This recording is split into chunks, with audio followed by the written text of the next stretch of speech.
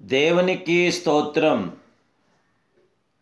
ఈరోజు ఇశ్రాయేలు రాజుగు దేవదేవుడైన యేసుక్రీస్తు ప్రభువు వారి యొక్క శుభవాగ్దానం.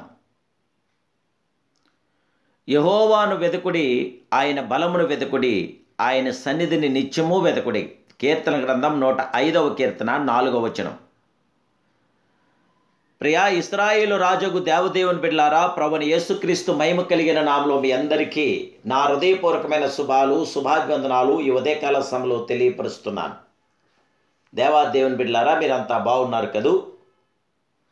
మన ప్రియ ప్రభు అయిన దేవదేవుడు ఇశ్రాయేలు రాజు. ఇశ్రాయేలును కాపాడువాడు కునుకడు నిద్రపోడు. నేడు మనల్ని కాపాడు మహిమానుతుడైన దేవదేవుడు కొనుకనే నిద్రపోని గొప్ప దేవుడు, మన ఎడల కార్యాభివృద్ధిని చేయగల గొప్ప దేవుడు కనుక ప్రభు పాద సన్నిధిలో మీ కొరకు ప్రార్థిస్తున్నాను. ఇంకనూ మీ ప్రత్యేక ప్రార్థన వస్తుంటే కామెంట్స్ రూపంలో తెలియపరచండి. ఇంతవరకు ఈ ఛానల్ మీరు సబ్స్క్రైబ్ చేసుకోకపోతే తప్పక ఈ ఛానల్ సబ్స్క్రైబ్ చేసుకుని అనేకులకి వాక్యాన్ని షేర్ చేయండి. మీ ప్రత్యేక ప్రార్థన అవసరాల గురించి కూడా మాకు తెలియపరచండి.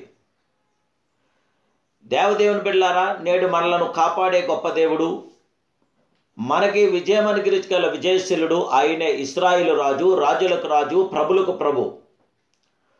ప్రభు సన్నిధి ప్రసన్నత ప్రతి దినము మనకు అవసరం, ఎంతో అవసరం. ఈ లోకమందు అదే మిగుల విలువగలదని, అతి శ్రేష్టమైనదని ప్రభు పేరట తెలియపరుస్తున్నాను. ఎటువంటి పరిస్థితుల్లోనూ మన ప్రసన్నతను పోగొట్టుకొనకూడదు. దేవుని బిడ్డలారా, ఒక భక్తుడు తన తీర్మానం ఇలా తెలియపరుస్తున్నాడు. కోట్ల కొలది రూపాయలు నష్టమైనను నేను దాన్ని సహించుకుందును కానీ దేవుని సన్నిధిని పోగొట్టుకొనను. వేలాది స్నేహితులను కోల్పోయినను దాన్ని గూర్చి చింతించను కానీ నా ప్రియుని రక్షకుడిని ప్రసన్నత కోల్పోటకు సమ్మతించను. నా శరీరం ఆరోగ్యం కోల్పోయినను దానిని పట్టించుకొనను కానీ నా ప్రియుని సన్నిధిని ఏమాత్రం విడిచిపెట్టనని ఒక తీర్మానం తీసుకుని మాట్లాడుచున్నాడు. ఆయన సముఖమందు బ్రతుకుటకును గూర్చి ప్రస్తావించుచున్నాడు.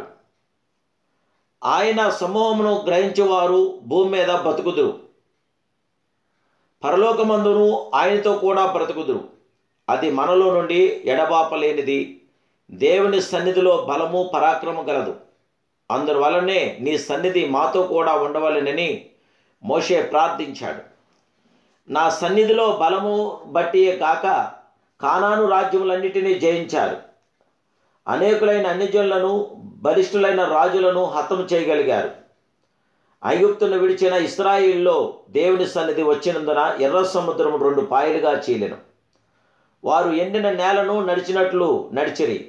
దేవుని సన్నిధిలోని శక్తి పరో అతని సైన్యమంతటిని ముంచివేశాను. అరణ్య యాత్రలో దుష్టమృగములు, విషపురుగులు ఏమీయూ చేయలేదు. అవి మేఘస్తంభమును, అగ్నిస్తంభమును చూచి భయపడి పారిపోయాను. కారణం ఆయన సన్నిధి బలమును పరాక్రమం కలదు. ఇశ్రాయేలును చూచిన యొర్దాను సన్నిధి ప్రభావం బట్టి వెనుకకు మళ్ళెను. ఎరుకు గోడలు పడదోయబడెను. వెళ్ళిన చోట నెల్లా జయం పొందిరి. జయముగల దేవుని బిడ్డ, ప్రతి నిమిషము ఆయన ప్రసన్నత కొరకు తుష్ట కలిగి ఉండుము. ఎక్కడికి బయలుదేరినను ప్రభు సన్నిధి తోడుగా రావాలని ప్రార్థించండి. ప్రభు మీతో కూడా వచ్చును. నిశ్చయముగా నీతిమంతులు నీ నామమునకు కృతజ్ఞతాస్తులు చెల్లించెదరు. యథార్థవంతులు నీ సన్నిధిని నివసించదరని దేవుడి వాక్యం తెలియపరుస్తుంది. దేవుని సన్నిధి తోడు తీసుకుని ప్రభు నీ సన్నిధి నాకు తోడిమ్మని ప్రార్థించి ముందుకు సాగండి. ప్రభు కృప మీతో ఉండుగాక. దేవుని వెతుకు వారి జీవితంలో జయము కలుగునుగాక. దేవుడు విజయవంతుడు ప్రతి ఆత్మకార్యం జీవితంలో జరిగించునుగాక. ప్రార్థన. పరిశుద్ధుడును మహాపరిశుద్ధుడు మహోన్నతుడైన మా ప్రియ ఇశ్రాయేలు రాజా, నీకు స్తోత్రాలు. నీ కుమారుడైన యేసుక్రీస్తు మహిమ కలిగిన నామములో మీ బిడ్డలైన మమ్మల్ని మీరు జ్ఞాపం చేసుకొని దేవా, మీ ప్రసన్నత, నీ పరిపూర్ణత, మీ తేజస్సు, మీ జీవం మీ బిడ్డలైన మాకందరికి దయచేసి మమ్మల్ని అందరినీ కూడా మీరు బలపరిచి మీ పరిశుద్ధాత్మ మీ కార్యం మా పట్ల జరిగించి ఈ ఉదయకాలని ఆశీస్సులు, ఆశీర్వాదాలు, దీవులు మీ బిడ్డలైన మాకందరికీ నిండుగా మెండుగా దయచేయమని నా ప్రభువును రక్షకుడు పరిశుద్ధుడైన యేసుక్రీస్తు మహోన్నత నామములో ఈ ప్రార్థన మీకు సమర్పిస్తూ ఉన్న బిడ్డలైన మమ్మల్ని అందరూ మీ చేతికి అప్పగించుకున్నాం పరమ తండ్రి. Amen, amen, amen. May God bless you.